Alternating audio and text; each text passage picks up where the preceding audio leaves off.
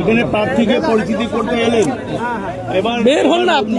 উদ্যমে প্রার্থী দেওয়া হয়েছে সরাসরি মমতা বন্দ্যোপাধ্যায়ের মানে চিহ্নিতকরণ প্রার্থী। কি আশাবাদী, কি বলবেন এটা নিয়ে? নিশ্চিত জয়।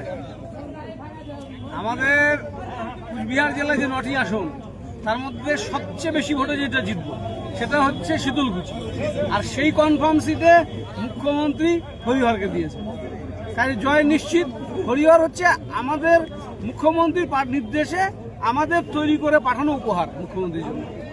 দাদা, কত হাজার ভোট লিড পাবেন বলে মনে করছেন? আমরা তো এখানে 20,000 লিড প্রায় ছিলামই গত লোকসভায়, এটা ডাবল হবে, 40,000 হবে।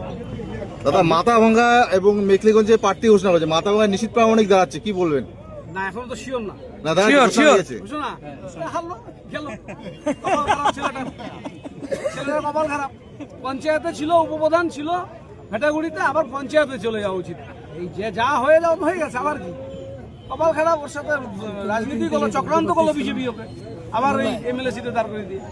আজকে 55 উপনয়ন ক্ষেত্রে সেখানে সাবিত্রী বর্মন পুজো দিতে গিয়েছিলেন, সেখানে তিনি দাবি করেছেন যে এখানে তৃণমূল তারা অস্তিত্বহীন, তাদের জায়গা নেই। এবারে বরেন বর্মন যে মার্জিনে জিতেছে, এবার আরো বেশি মার্জিনে তারা জিতবে।